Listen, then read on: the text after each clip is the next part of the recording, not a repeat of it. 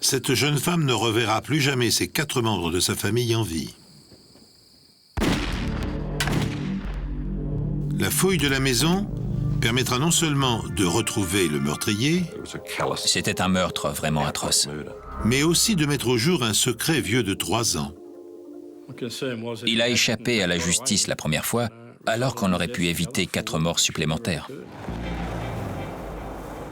Il y avait des questions auxquelles il fallait répondre. On l'a fait parce qu'on voulait savoir. On ne voyait pas comment ça avait pu arriver. Ça ne pouvait pas s'être passé comme il l'avait dit. Si on examine les dégâts subis par les crânes, cette explication ne tient pas. Et dans son esprit, c'était sa façon, je suppose, d'expliquer ce qu'il avait fait. Plus on avançait et plus il était sur la sellette.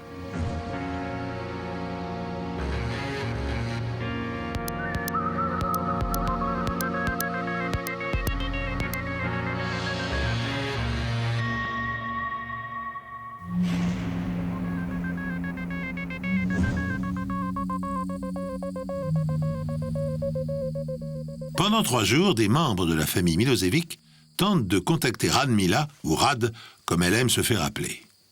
Mais Rad et son petit ami Tony ne donnent pas de réponse. Et chez une famille habituée à se parler tous les jours, l'inquiétude grandit rapidement. Le patron de Tony a téléphoné pour dire qu'il n'était pas venu travailler depuis 2 jours et que ce n'était pas son genre. La voiture était dans l'allée et personne ne répondait. Dara a donc commencé à s'inquiéter. Âgée de 18 ans, Dara est la sœur de Rad. En regardant par la fenêtre, elle a vu du papier brûlé autour de la cuisinière. Et les plaques de la cuisinière étaient toutes rouges. Elle a voulu briser la vitre et entrer, mais son ami l'a arrêtée. Il lui a dit d'appeler la police. Il ne voulait pas qu'elle entre.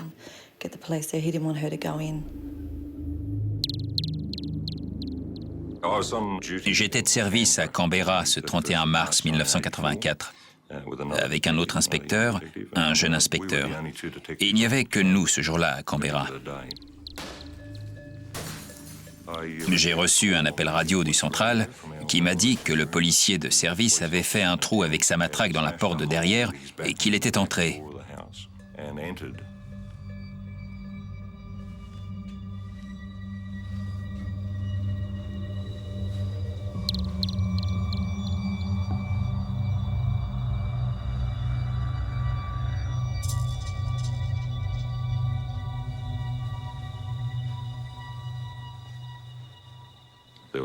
Il y avait une forte odeur d'essence dans la maison. De toute évidence, on avait tenté d'y mettre le feu.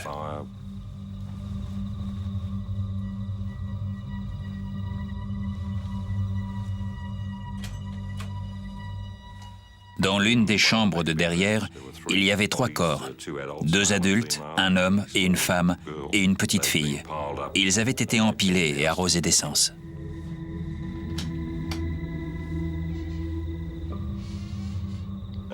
Et dans une autre chambre, il y avait un petit garçon. Tous avaient été tués par balle. Nous étions jeunes à cette époque, il y a 20 ans, et on avait aussi de jeunes enfants. Alors c'était vraiment horrible. En fait, j'étais ailleurs avec son autre sœur. L'autre sœur de Rad. On était en boîte de nuit et un ami est arrivé et a dit à sa sœur que quelque chose de terrible était arrivé à Rad et à Tony et que nous devions partir.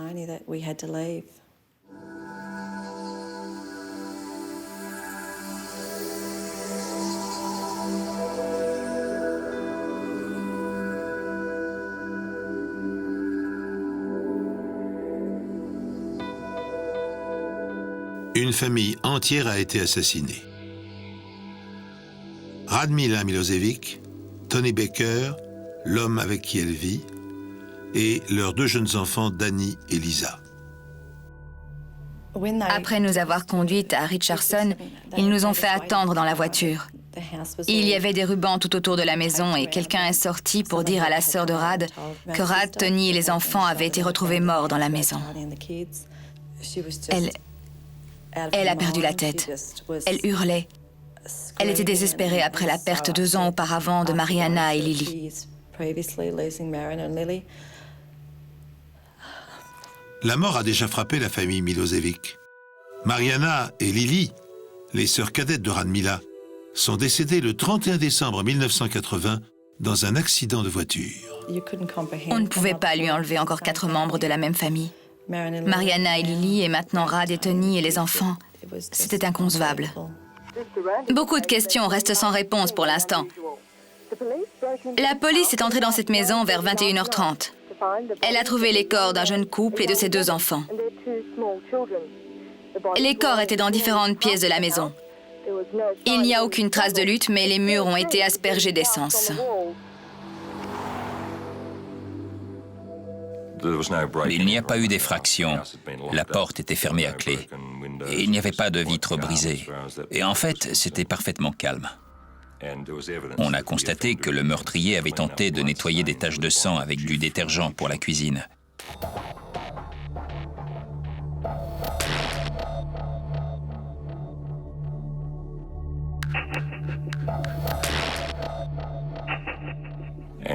Et en voulant nettoyer les taches, il n'a fait que les étaler. Alors il a posé des coussins sur le sang pour essayer de le dissimuler. Le meurtrier a également voulu effacer ses traces. La cuisinière avait 2 petites plaques rondes à l'arrière, et devant, il y avait une plaque rectangulaire en forme de grille. Et les 2 plaques de l'arrière étaient allumées à fond, mais pas celles de devant. La personne qui a allumé la cuisinière dans sa hâte a tourné tous les boutons dans le même sens, et la plaque de devant, sur laquelle elle avait posé le journal, ne s'est pas allumée parce que le bouton était dans le mauvais sens. Il était sur bas au lieu de fort. La police scientifique essaie de reconstituer les événements. Elle pense que les meurtres pourraient remonter à vendredi. Mais l'examen de l'intérieur de la maison suggère que ça pourrait être bien avant. Grâce à l'échec de la tentative d'incendie, le journal intime de Radmila est intact, un journal qu'elle mettait à jour scrupuleusement chaque soir. C'était un vieux cahier d'école dans lequel elle consignait les événements de la journée. Et le dernier passage datait du mercredi 28 mars. Elle disait que son mari et un homme surnommé Tomo suivaient un match de football à la radio. Ce dernier passage nous apprenait qu'il y avait une autre personne dans la maison à ce moment-là, quand ces gens étaient encore en vie.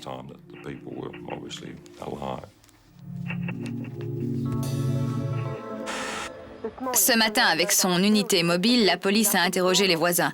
La plupart d'entre eux ne connaissaient pas la famille et personne n'a entendu de coup de feu.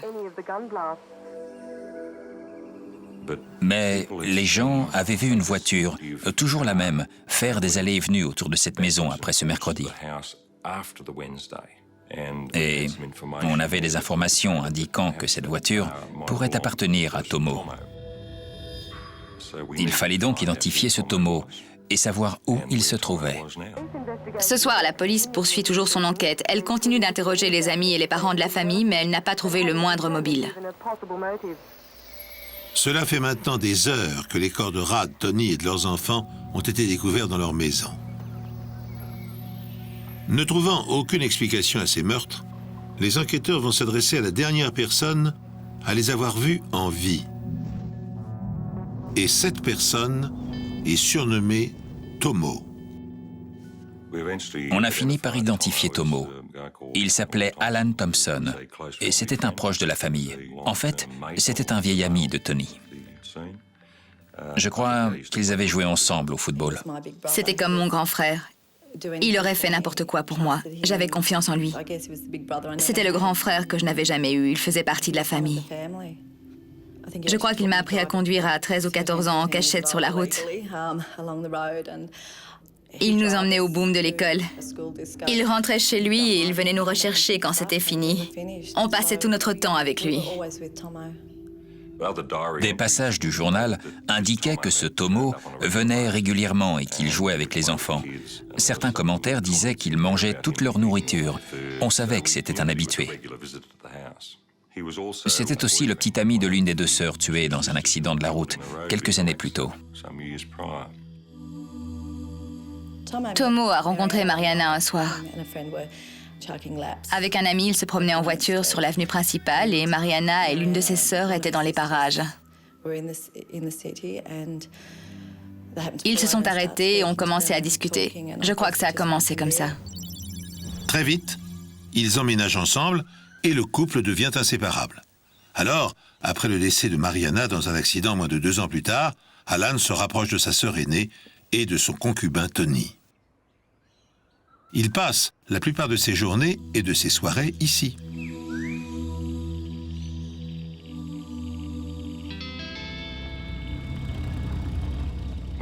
On a aussi établi qu'il possédait un véhicule répondant à la description de celui qui faisait des allées et venues. Faut-il considérer Tomo comme un suspect ou comme un simple témoin? Avec mon collègue, on est allé à Kenbeyan et Alan nous a reçus à la porte. Je me suis présenté en disant que j'apportais de mauvaises nouvelles. Je lui ai dit que j'arrivais de chez ses amis de Richardson et qu'ils étaient tous morts.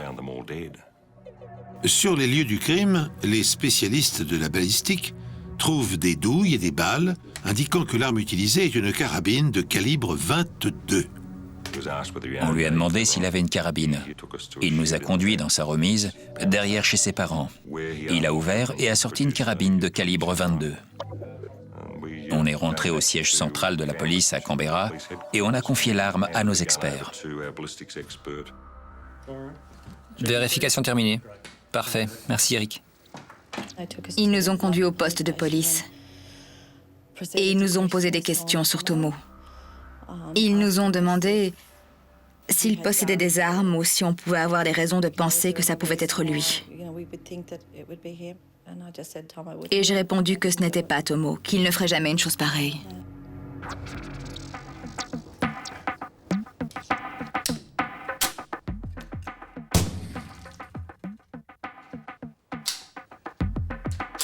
Au laboratoire médico-légal, le spécialiste en balistique tire des balles avec la carabine de Thompson. Placées sous un microscope et grossies 20 fois, les balles sont ensuite comparées à celles trouvées sur les lieux du crime afin de retenir ou d'éliminer la carabine de Thompson. On voit ici un échantillon du test à gauche et la pièce à conviction à droite.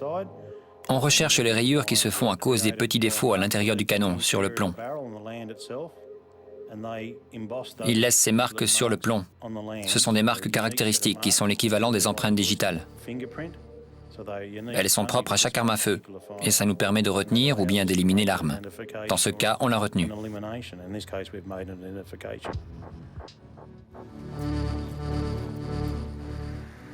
Le lendemain, on a appris que Thompson était allé dans une station-service à la sortie de Kenbeyan pour acheter de l'essence. On a retrouvé ce jerrycan sur la scène de crime et c'est quand il est revenu que les voisins ont vu la voiture. Il devenait évident qu'Alan Thompson était notre meurtrier. On l'a interrogé en lui présentant les preuves et au début, il a nié son implication dans les meurtres. Ensuite, il a déclaré « Je suis allé chercher la carabine dans la voiture et je suis rentré avant de commencer à tirer. » Mais il nous a dit qu'il ne savait pas ce qu'il faisait et qu'il tirait au hasard. Ça ne correspondait pas à la scène recréée par les experts. Les tirs étaient plus contrôlés, plus précis. Il ne s'agissait pas de tirs au hasard d'une personne qui ne sait pas ce qu'elle fait.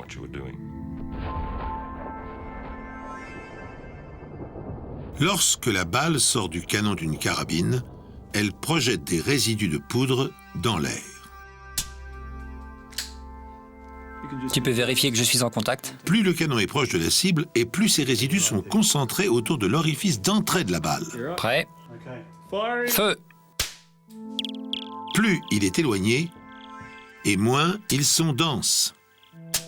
Les experts comparent les résultats obtenus avec la carabine de Thompson aux résidus situés autour des impacts de balles sur ses victimes. Ils parviennent ainsi à établir la distance le séparant de chaque membre de la famille lorsqu'il a appuyé sur la détente. Feu! Nous avons établi Je dis « nous », je veux dire les spécialistes de la balistique, ont établi que le meurtrier avait d'abord tiré depuis le couloir d'entrée de la maison en direction d'un fauteuil qui se trouvait dans le salon et sur lequel était assise la femme qui portait sa petite fille sur ses genoux. C'est alors que le mari s'est levé de sa chaise. Le meurtrier lui a alors tiré dans la poitrine. Et il a ensuite essayé de s'enfuir du salon et il a fait le tour d'un petit mur pour arriver dans le couloir. Et là, il a reçu une balle à bout portant à l'arrière de la tête. Ensuite, la petite fille, qui était évidemment tombée des genoux de sa mère, a été abattue dans le salon depuis une courte distance. Et on pense qu'il a tiré les corps à travers le couloir pour les empiler dans la chambre de derrière. Ensuite, à un autre moment, l'autre enfant a été tué dans son lit, à bout portant. C'était donc un meurtre vraiment atroce. Alan Thompson, alors âgé de 24 ans, est accusé des 4 meurtres, mais il plaide non coupable lors de son procès.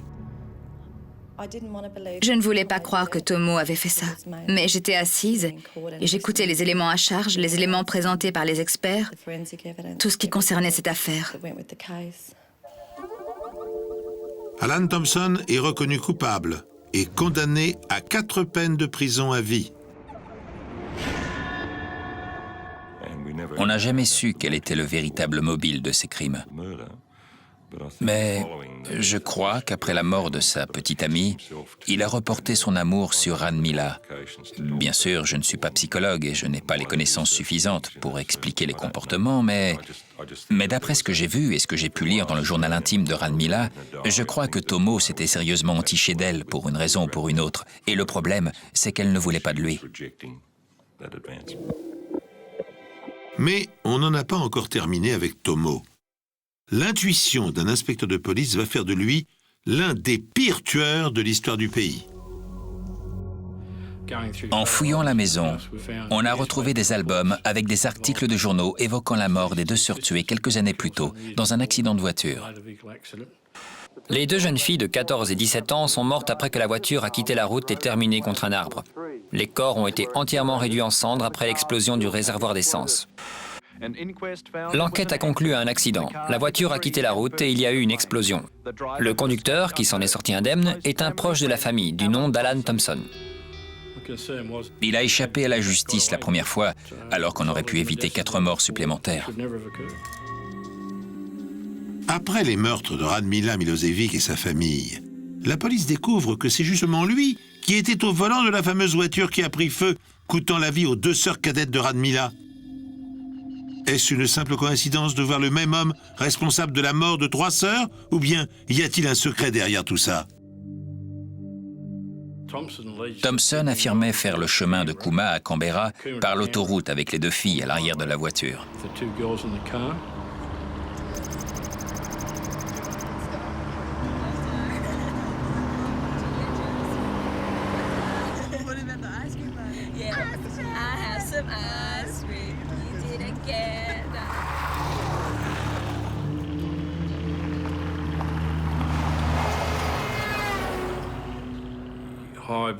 C'est une voiture arrivant à grande vitesse dans l'autre sens qui les a fait sortir de la route.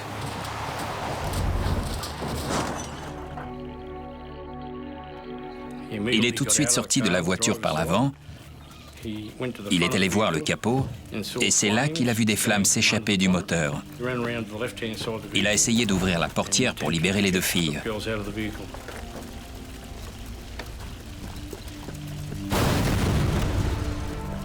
Mais la voiture a très vite été engloutie par les flammes et les 2 adolescentes sont mortes à l'intérieur. On m'a appelé à mon travail pour m'annoncer que Mariana et Lily étaient mortes et que Tomo avait été brûlé au bras en essayant de les sortir de la voiture.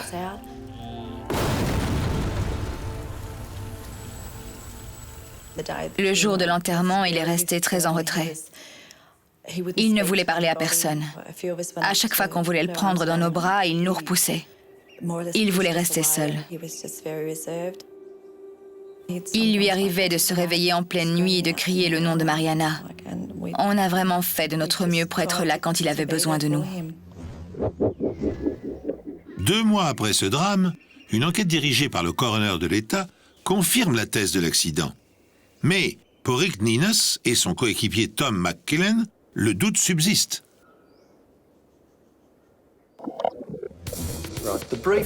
Le dossier faisait mention d'un accident de voiture et rien de plus. Mais on trouvait le dossier incomplet. Les éléments ne permettaient pas de conclure à 100% à un accident. Il y avait des questions qui n'avaient pas été posées et qui auraient permis d'y voir plus clair sur sa version des faits. Heureusement pour nous, les pompiers avaient pris énormément de photos du véhicule et en les regardant de plus près, on s'est aperçu que le témoignage de Thompson ne correspondait pas du tout à ce que montraient les photos de l'accident. S'il roulait à la vitesse qu'il avait prétendu, la voiture aurait subi beaucoup plus de dégâts que ce qu'on pouvait voir sur les photos.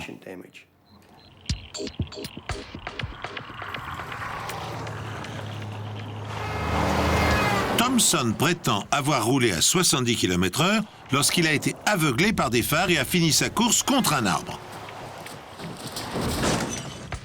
Mais selon des experts de la General Motors, ça n'a pas pu se passer comme ça. Les experts nous ont tout de suite dit qu'ils ne croyaient pas du tout à cette histoire. En examinant les dégâts sur la carrosserie, ils estimaient plutôt la vitesse à 25 km/h. La question, c'était de savoir pourquoi il avait raconté ça.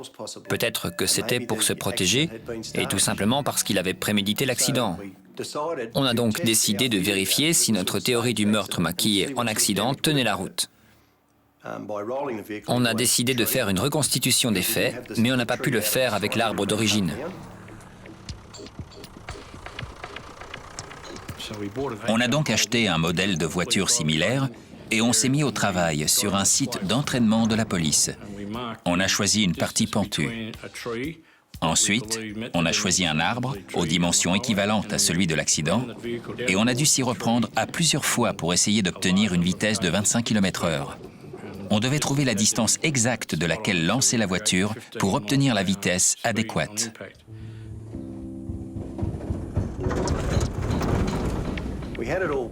On avait tout mis en place. Chacun avait son rôle. Moi, je devais chronométrer la scène et Rick était là pour observer. On avait prévu un chauffeur qui avait accepté de faire la cascade avec tout le matériel de sécurité adéquat. Mais en voyant la pente de plus près, il a finalement trouvé l'expérience un peu trop risquée à son goût.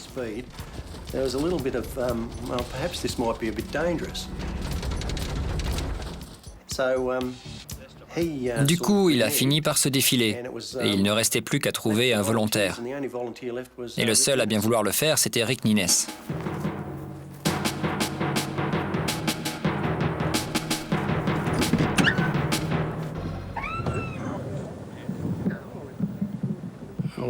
Il fallait bien que quelqu'un le fasse.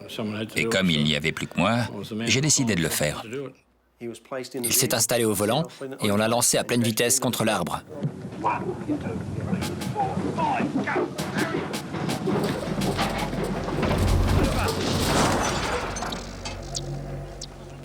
Finalement, je crois avoir pris la bonne décision, parce que ça m'a donné un aperçu de ce qui avait pu se passer dans cette voiture. Et l'impact n'était pas si terrible que ça. Bien sûr, la voiture était complètement cabossée, mais ça ne pouvait pas avoir tué 2 personnes. On voulait pouvoir être sûr de ce qu'il s'était vraiment passé. Si on voulait rouvrir l'affaire, il fallait qu'on ait des éléments concluants à montrer. Malgré les similitudes entre le crash test effectué par les inspecteurs et les dégâts sur la voiture de Thompson, ils n'ont malheureusement pas assez d'éléments pour écarter la thèse de la mort accidentelle. Alors ils décident de se rendre chez un spécialiste des incendies. Il leur faut une réponse. La voiture a-t-elle accidentellement pris feu ou est-ce une mise en scène? Ils m'ont carrément enfermé dans une pièce avec des vidéos et des photos, en me disant qu'ils repasseraient vers 16 heures pour avoir mon avis.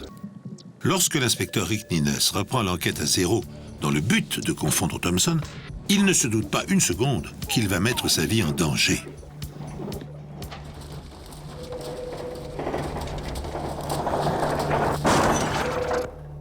Malgré tous ces efforts, ça ne suffit pas à prouver la culpabilité de Thompson. Il se concentre désormais sur le feu qui a ravagé la voiture et sur sa véritable origine. Les premières conclusions du coroner avaient été que le feu avait pris sous le capot et le feu aurait été causé par le contact entre un des ressorts de la batterie et une de ses bornes, provoquant une étincelle à l'origine du départ du feu.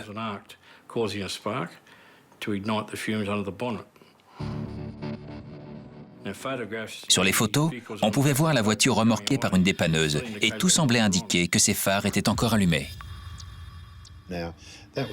Ça me paraissait quand même un peu absurde d'affirmer que le feu avait été provoqué par la batterie.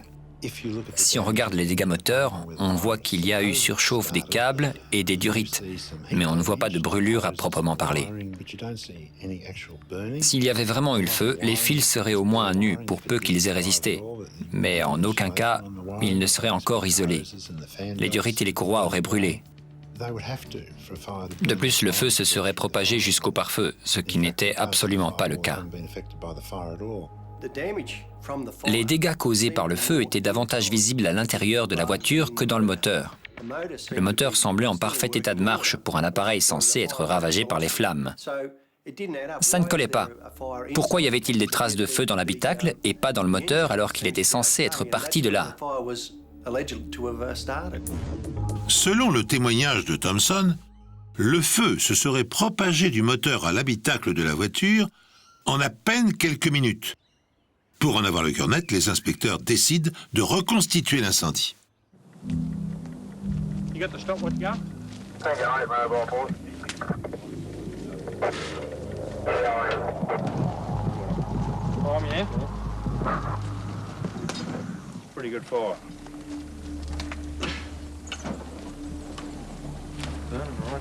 That's what we wanted. Starting to drip through now at the bottom. That's got more oxygen food in it too. On a commencé par arroser le moteur d'essence, une quantité équivalente à celle qui était censée s'être échappée du carburateur.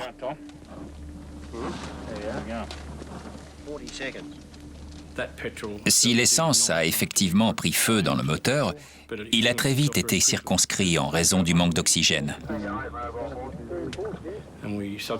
On a remis de l'essence dans le moteur pour tenter de raviver le feu et pour qu'il se propage dans l'habitacle.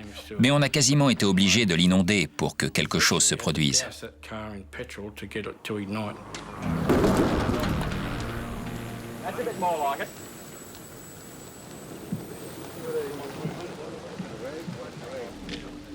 On a dû utiliser une sacrée dose d'essence pour qu'enfin les flammes traversent le pare-feu et envahissent l'habitacle.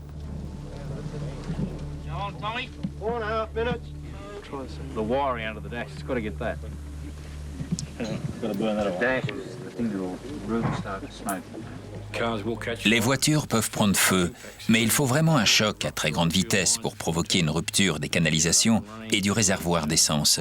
Et pour en plus élever le feu au degré de chaleur suffisant pour sa propagation, il faut une grande quantité de produits accélérants tout autour.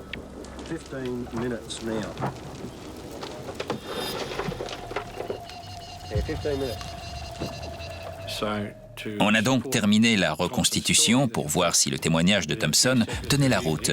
Mais on n'a pas pu découvrir ce qui s'était vraiment passé. Ça voulait dire que son histoire ne tenait pas debout.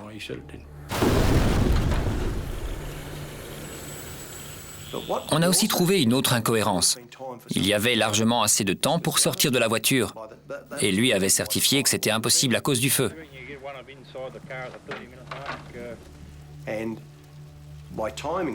En chronométrant la scène, on a pu établir qu'il y avait donc un deuxième point de son témoignage qui ne tenait pas la route. Il avait largement le temps d'entrer à l'arrière de la voiture, vu la quantité d'essence qu'on avait dû utiliser pour que la voiture s'enflamme.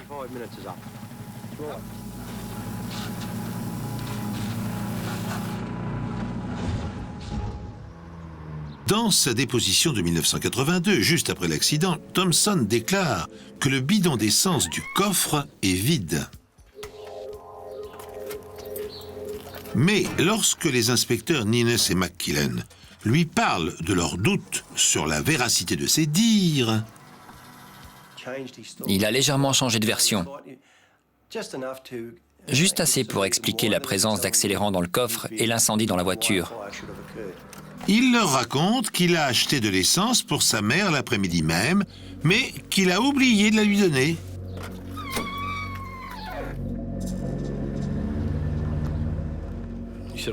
Il nous a dit que le bidon était dans la voiture et qu'il avait dû se renverser et prendre feu. Il leur affirme n'avoir rien dit à l'époque de peur d'être tenu pour responsable de l'incendie. Les inspecteurs se trompent-ils ou leur intuition est-elle la bonne? La réponse est sous leurs yeux. Mais ils ne le savent pas encore. Alan Thompson a tout d'abord affirmé qu'il n'y avait pas de bidon d'essence dans sa voiture la nuit de la mort de sa petite amie et de sa sœur cadette dans l'incendie. Mais, 3 ans après, il change sa version. Il affirme cette fois qu'il y avait bien un bidon d'essence dans la voiture et que celui-ci a dû se renverser. Thompson a-t-il menti pour éviter d'être tenu pour responsable de l'incendie ou s'est-il parjuré pour une autre raison? Si on regarde les photos de l'arbre contre lequel la voiture est venue s'écraser, on voit des traces de feu au-dessus du capot de la voiture. Comment est-ce possible si le feu a effectivement pris dans le moteur? En regardant de plus près les photos, je pencherai plutôt en faveur de la thèse qui veut qu'on ait aspergé la voiture de liquide inflammable. Je ne peux pas vous dire exactement combien d'essence a été aspergée sur la voiture, mais c'est en tout cas de l'ordre de plusieurs litres. Ça veut donc dire que quelqu'un a délibérément aspergé de l'essence à l'intérieur et à l'extérieur du véhicule. On commençait à avoir de plus en plus d'éléments dans cette affaire et à première vue, tout semblait désigner Thompson. Mais la preuve la plus accablante que cet accident n'est qu'une sinistre mise en scène est cachée parmi les photos qui tapissent le mur du bureau des inspecteurs depuis des mois. Il arrive souvent qu'on ait quelque chose sous le nez pendant longtemps et qu'on passe quand même à côté. Et tout d'un coup, en regardant une photo des 2 jeunes filles, on s'est aperçu qu'un liquide inconnu s'échappait de leur crâne. Sur une des photos, on voyait distinctement un trou dans le crâne d'une des 2 jeunes filles. On a donc voulu en savoir plus. Ça ne se voit pas tout de suite, mais si on regarde de plus près les photos, on voit que les crânes sont très endommagés. On sait par les directeurs de crématorium et par ce qui s'est passé pendant la Révolution russe que quand un crâne explose dans un incendie, c'est uniquement quand le feu est très rapide et à très haute température. Une très forte pression s'exerce sur le haut du crâne et il en résulte obligatoirement une explosion du crâne. Mais ici, ça ne correspond absolument pas. On dirait plutôt l'orifice de sortie d'un projectile, autrement dit, d'une balle. Et dans l'un des 2 crânes, on a un orifice d'entrée bien visible qui signifie qu'on leur a tiré une balle dans la tête. C'est aujourd'hui que le destin tragique de 3 sœurs de Canberra va être dévoilé à la Cour fédérale. Ian Temby, avocat de la couronne, a affirmé que Thompson était déjà sous le coup d'une inculpation pour le meurtre de l'une des 3 sœurs. Cela suffit à une nouvelle mise en examen. Selon lui, cette mise en examen calmera la colère du public et mettra cette affaire à jour.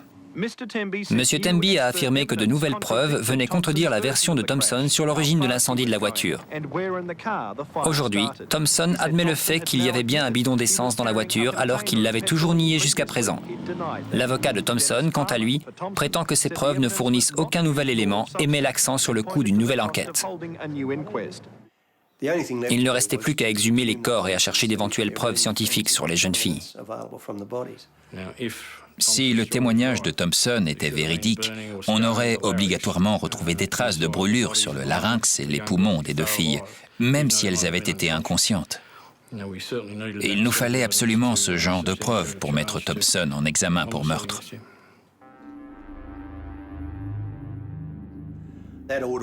On a donc donné l'ordre de procéder à l'exhumation des corps. Et après une nouvelle autopsie, on a trouvé des traces de blessures par balle. Des traces de blessures par balle ont été décelées sur les corps d'au moins l'une des 2 sœurs. Des blessures par balle provenant d'une carabine de calibre 22, le même calibre que celui utilisé par Alan Thompson lors du meurtre de Radmila, la sœur aînée des jeunes filles et de sa famille. Au cours de l'autopsie, le légiste n'a trouvé aucune trace de brûlure sur le larynx ou les organes internes et il a pu formellement établir que les 2 filles étaient déjà mortes au moment de l'incendie. Il a également retrouvé des traces de plomb dues au passage d'une balle à travers le crâne. Il a donc pu établir avec certitude que les 2 filles avaient reçu une balle dans la tête et qu'elles étaient donc mortes avant l'incendie. Au cours de l'enquête, notre intérêt n'a cessé de grandir sur cette affaire. On a voulu aller jusqu'au bout. Et plus on avançait, plus on s'éloignait des premières conclusions. Que s'est-il réellement passé cette fameuse nuit? Qu'est-ce qui a bien pu pousser Thompson à tuer sa petite amie et sa sœur cadette? Juste avant l'accident, Mariana est venue nous voir au travail pour parler à sa sœur. C'est la seule et unique fois où elle nous a dit qu'elle avait peur de lui.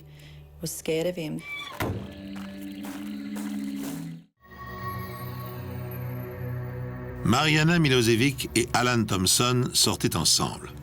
Lorsqu'elle meurt, dans un accident de voiture avec lui au volant, Thompson vient chercher du réconfort auprès de la sœur aînée Radmila.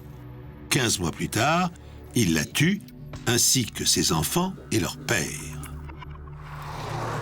Le nom de Thompson étant lié aux 2 affaires, les policiers décident de rouvrir le dossier classé comme simple accident.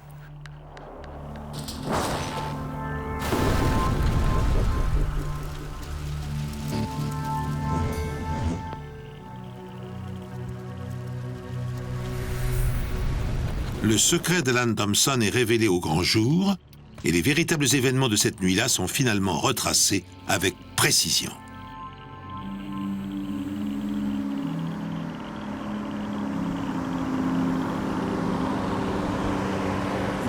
He's talking shit now. Can you just stop yelling at her? I'll do what I want, all right? Excuse me. La sœur cadette avait prévu de passer le week-end avec eux. Il y avait de la séparation dans l'air. La jeune fille avait l'intention de le quitter et lui ne voulait pas en entendre parler. Et on pense que sa sœur était là pour l'aider à franchir le pas.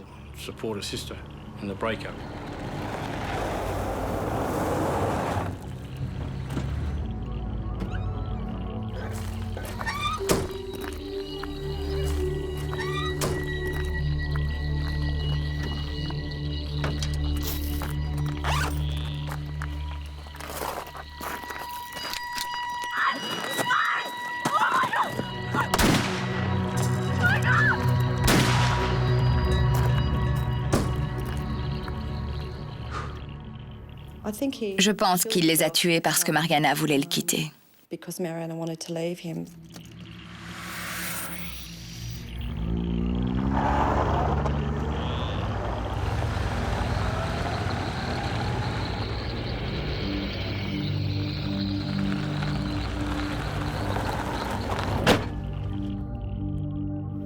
Mariana était venue nous voir au travail pour nous dire qu'elle commençait à avoir peur de lui et qu'elle voulait vraiment le quitter.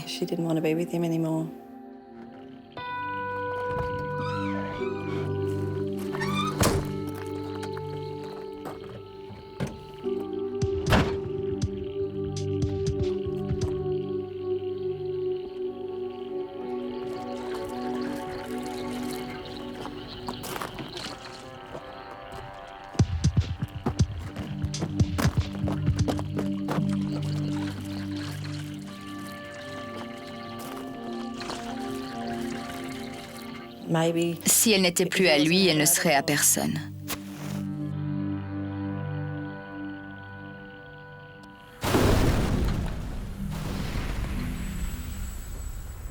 Mais pourquoi a-t-il pris aussi la vie de Lily et puis celle de Rad? Je ne sais pas. Il y avait de vraies similitudes dans le mode opératoire des 2 affaires. Dans les deux cas, l'arme utilisée était de calibre 22. Les victimes avaient toutes été tuées d'une balle dans la tête et à chaque fois, Thompson avait voulu maquiller les meurtres en prétextant la mort dans un incendie. Il y avait donc une vraie corrélation entre les deux affaires. 2 ans après l'assassinat de cette famille, et 4 ans après la première enquête dans l'affaire des jeunes filles tuées dans un accident de voiture, Alan Thompson est finalement reconnu coupable de meurtre avec préméditation de sa petite amie Mariana et de sa sœur Lily. Il a trompé tout le monde. À son arrivée, tout le monde le voyait comme un gentil garçon, toujours très attentionné. La famille Milosevic lui faisait confiance. Mais après les meurtres à Richardson, on a compris qu'il était le seul responsable. Thompson est finalement condamné à 2 peines de prison à vie pour chacun des 2 meurtres qui viennent s'ajouter aux 4 peines précédentes. Ça a été une vraie satisfaction à l'annonce de la condamnation de M. Thompson. Ça voulait dire que la famille Milosevic pouvait réellement faire son deuil. J'ai vraiment eu beaucoup de peine pour elle, sincèrement. Cette femme avait perdu une grande partie de sa famille sans aucun motif valable. Elle a perdu 3 filles, un beau-fils et 2 petits-enfants. C'est vraiment tragique de voir cette mère qui s'était battue pendant autant de temps pour élever seule ses 3 enfants et de voir qu'un type pouvait débarquer comme ça et les lui enlever.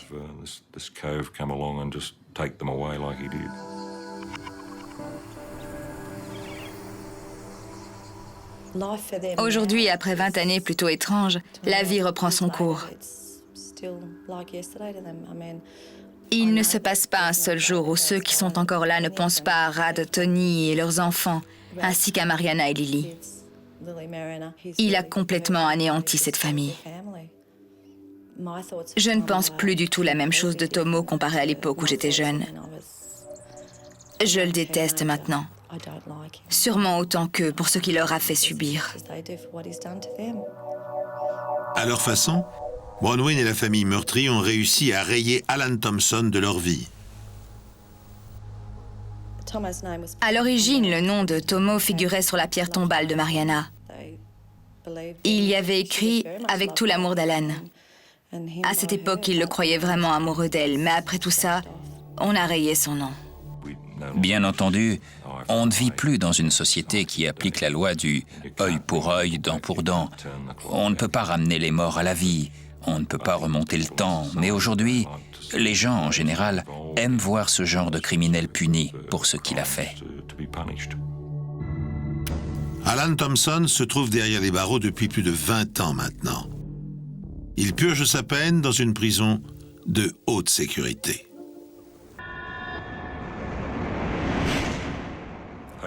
J'espère vraiment que ce genre d'individu ne sera jamais relâché. Alan Thompson n'est qu'une ordure sans aucune émotion. Il ne ressent absolument rien. C'est la meilleure description que je puisse faire de lui, une ordure sans âme.